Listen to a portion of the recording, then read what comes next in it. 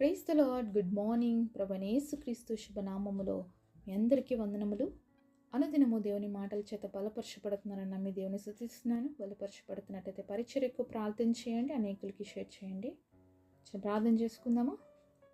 మమ్మల్ని ఎంత మిక్కిలిగా ప్రేమించినటువంటి మా ప్రియ పరలోకమందున తండ్రి, మీ బంగారు పాదములకు వందనాలు చెల్లిస్తూ ఉన్నాము. ఉదయకాల సమయంలో మా అందరితో మాట్లాడండి ప్రభువా. మా అందరినీ దర్శించండి. నీ స్వరాన్ని వినిపింపచేయమని యేసు నామములో ప్రార్థిస్తున్నాము తండ్రి. ఆమేన్. ఈరోజు దేవుని వాగ్దానము 1 యోహాను పత్రిక 2వ అధ్యాయం 17వ వచనం. దేవుని చిత్తమును జరిగించువాడు నిరంతరమును నిలుచును. 1 John chapter 2 verse 17. He that doeth the will of God abideth forever. దేవుడు ఇచ్చినటువంటి అద్భుతమైన వాగ్దానం మనందరి జీవితంలో నెరవేర్చబడును గాక. ఆమేన్. ఈరోజు దేవుడి చిత్తము మన జీవితంలో నెరవేర్చబడాలని ఎంతమంది ఆశపడుతున్నామండి. అంతేకాకుండా దేవుని చిత్తాన్ని చేయడానికి ఎంతమంది ఇష్టపడుతున్నారు. ఏదైనా దేవుడి చిత్తం అంటే చాలామంది భయపడతారండి. ఎందుకంటే దేవుడి చిత్తం చేయాలంటే చాలా కష్టం. ఎందుకంటే మనం ఎస్ అంటే ఆయన నో అంటాడు, మనం నో అంటే ఆయన ఎస్ అంటాడు. కాబట్టి చాలామందికి దేవుడి చిత్తం దగ్గరకు వచ్చినప్పుడు చాలా కష్టం అనిపిస్తుంది. దేవుడు కొన్నిసార్లు అది వద్దు అంటాడు, కానీ అది మనం చాలా ఇష్టమైనది కావచ్చు, లేకపోతే మనం చాలా కోరుకున్నది కావచ్చు, కానీ దేవుడు దాన్ని వదిలే అన్నప్పుడు మనం విడిచిపెట్టాల్సి వస్తుంది. మరి దేవుడు వద్దన్నాడు అంటే అది మనకు మంచికి కాదండి, అది మనకు చెడే చేస్తుంది. దేవుడికి తెలుసు కాబట్టి దేవుడు వద్దంటున్నాడు. కానీ మనమేమనుకుంటాం తెలుసా, నాకు అది కావాలి, నేను అది పొందుకోవాలి, అది నా జీవితంలో ఉండాలని మనం ఆశపడతాం. కాబట్టి దేవుడు వద్దన్నా కూడా కొన్నిసార్లు కొన్ని వాటిని మనం తీసుకుంటాం అన్నమాట.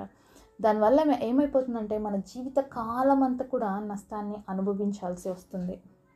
ఒకసారి మనము 2వ రాజుల గ్రంథము 5వ అధ్యాయము 25వ వచనం నుంచి కొన్ని వచనాలు చూద్దాము.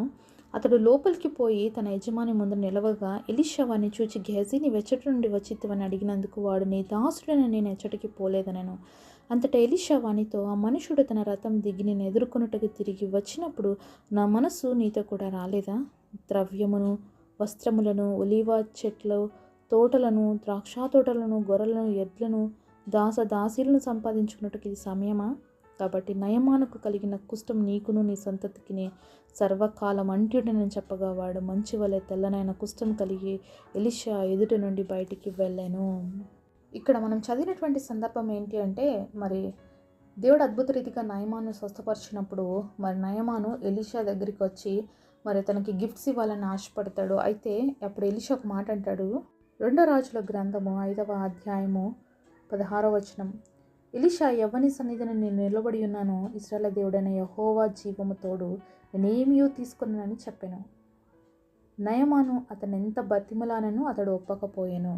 మరి నయమాన్ ఇక్కడ ఎంతో బతిమలాడుకుంటాడు గిఫ్ట్ తీసుకోమని, కానీ ఎలీషా మాత్రం దాన్ని తిరస్కరిస్తాడు. మరి నేను దేవుని యొక్క సన్నిధానంలో ఉన్నాను, జీవం కలిగినటువంటి దేవుడి యొక్క కృప వల్ల నువ్వు స్వస్థతపరచబడినావు కాబట్టి ఆయనకే మహిమ రావాలని చెప్తాడు తప్ప ఏది కూడా నేను నీ దగ్గర నుంచి తీసుకోను అని కూడా ఖచ్చితంగా చెప్తాడనమాట. అప్పుడు మరి ఈ యొక్క నయమాన్ ఏం చేస్తాడంటే అక్కడ ఉన్నటువంటి మరి మట్టిని తీసుకొని పోతాడు. ఎందుకంటే తన ఒక బలిపీఠం దేవుడి సన్నిధి కట్టుకోవాలి మా యొక్క ప్రాంతంలో అని చెప్పేసి, సిరియా ప్రాంతంలో అంత విశ్వాసాన్ని తెచ్చుకొని మరి దేవుడిపైన నమ్మకంతో దేవుడిని గణపరుస్తూ, ఇశ్రాయేలు దేవుడే గొప్ప దేవుడు, ఈయన తప్ప వేరొక దేవుడు లేడు అనే సంపూర్ణమైన నమ్మకంతో విశ్వాసంతో అక్కడ నుంచి బయలుదేరినప్పుడు ఈ గెహజీ ఏం చేస్తాడంటే మరి యొక్క రథం వెంట పరిగెడుతూ మరి వెళ్తాడనమాట. అది గమనించినటువంటి నయమాను ఆగి అడుగుతాడు, ఏం కావాలా, ఏమైనా అవసరం ఉందా అంటే, ఇప్పుడే మా దైవజనుడి దగ్గరికి మరి వేరే శిష్యులు వచ్చారు, వాళ్ళకి కొన్ని వస్త్రాలు కావాలి, వాళ్ళకి కొంచెం డబ్బు కావాలి అని చెప్పి అబద్ధాలు చెప్పి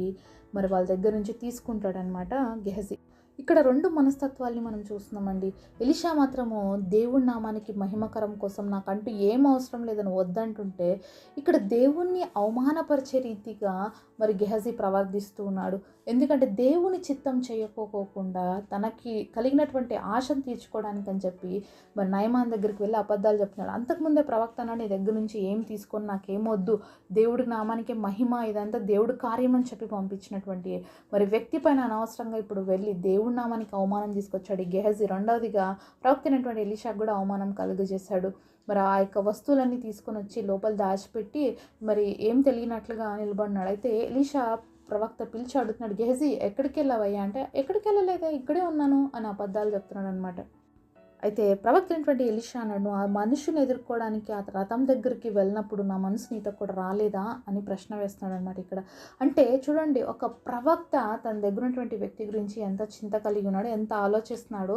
అయితే దేవుడు అతనికి అన్ని విషయాలు చూపిస్తున్నాడు. అది ఆ విషయం గెహజీకి తెలుసు, అయినప్పటికీ కూడా వెళ్ళాడనమాట రథం దగ్గరికి తెచ్చుకోవడానికి. ఈరోజు ఒక ప్రవక్త మనసే తన యొక్క దాసుడితో పాటు వెళ్తే, మరి దేవాది దేవుడు, సృష్టికర్త అయినటువంటి దేవుడు, ప్రతి నిమిషం మనల్ని ప్రేమించే దేవుడి మనసు మనతో లేదా?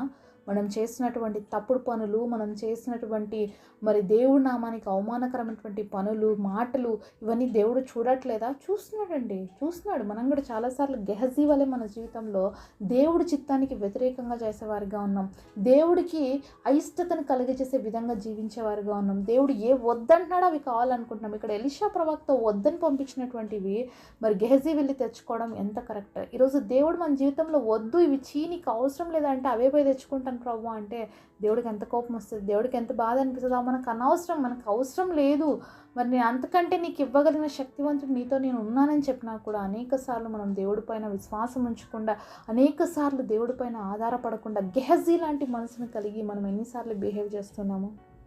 అయితే ఇక్కడ దేవుడు చిత్తాన్ని చేయకపోవడం వల్ల గెహజీ తన కుటుంబానికి, తనకి, తన వంశానికి భయంకరమైన నష్టం తెచ్చుకున్నాడు. ఎలీషా ప్రవక్త ఒక మాట అనమాట, మరి నయమానికి కలిగిన కుష్టం నీకును నీ ఇంటికి సర్వకాలం అంటును. మరి సర్వకాలం అంటే ఇంకా చూడండి, వాళ్ళ వంశంలో వాళ్ళు ఎంతమంది పుడుతుంటారో వాళ్ళంతా కుష్ఠరోగంతోనే పుడతారనమాట. అంత భయంకరమైనటువంటి శాపాన్ని తెచ్చుకున్నాడు. అంతేకాకుండా వెంటనే అతనికి మంచు వలె తెల్లనటువంటి కుష్ఠం కలిగి ఎలీషా దగ్గర నుంచి బయటికి వెళ్ళిపోవాల్సి వచ్చింది. అంటే దేవుడు చిత్తానికి వ్యతిరేకంగా మనం ఏం చేస్తామో అది మన జీవితంలో శాపం. ఇక్కడ మరి దేవుడికి వ్యతిరేకంగా చేసినటువంటి గెహజీ జీవితంలో భయంకరమైన కుష్టము తనకి, తన ఇంటి వారికి సదాకాలం ఉండిపోయింది. అలాగే మన పితరులైనటువంటి ఆదాము హవ్వలు దేవుడి చిత్తాన్ని దాటి వెళ్ళిపోయారు కాబట్టి దేవుడి సన్నిధిలో నుంచి త్రోసివేయబడ్డాం, మనం బయటికి మరి వెళ్ళగొట్టబడ్డాం ఏదోని వనంలో నుంచి. కాబట్టి అక్కడ ఎంతో క్షేమంగా భద్రతగా ఉండేటువంటి మనము, దేవుడితో సహవాసం కలిగినటువంటి మన యొక్క పితరులైనటువంటి ఆదాము హవ్వలు ఆ సహవాసాన్ని కోల్పోయారు, దేవుడి చిత్తంలో నుంచి బయటికి వచ్చేసారు. కాబట్టి ఈరోజు మన జీవితంలో కూడా దేవుని చిత్తాన్ని కానీ మనం చేయకపోతే దేవుడితో నా సహవాసాన్ని కోల్పోతాము, దేవుడితో నిరంతరం ఉండేటువంటి ఆ భాగ్యాన్ని కోల్పోతాము. మరి ఆదాము అవ్వలు ఆ యొక్క దేవుడితో నిరంతరం నిలిచి ఉండే భాగ్యాన్ని కోల్పోయినారు. దేవుడు తట్టుకోలేకపోయారండి. అందుకనే తిరిగి ఆ యొక్క మరి కార్యము, మరి దేవుడితో పాటు మనకు సంబంధం కలిగి ఉండాలని, నిరంతరం ఆయనతో పాటు మనం జీవించాలని యేసుక్రీస్తు ప్రభుని లోకానికి దేవుడు పంపించాడు. యేసుక్రీస్తు ప్రభు యొక్క రక్తము ద్వారా మనందరి పాపాలు, మనలో ఉన్న అవిధేయత, దేవుడి చిత్తానికి వ్యతిరేకమైనటువంటి జీవితం, ఇదంతటిని కూడా తొలగించి తిరిగి తనతో పాటు మనల్ని మమేకం చేసుకున్నాడు అనమాట దేవుడు. ఆ కల్వరి శిలువలో ఆయన చిందించిన రక్తం ద్వారా మనకి పాప క్షమాపణ వచ్చింది. ఆయన పునరుద్ధాన శక్తి ద్వారా తిరిగి ఆయనతో ఐక్యపరచబడేటువంటి అనుభవం వచ్చింది. అతి త్వరలో దేవుడు రాబోతున్నాడు.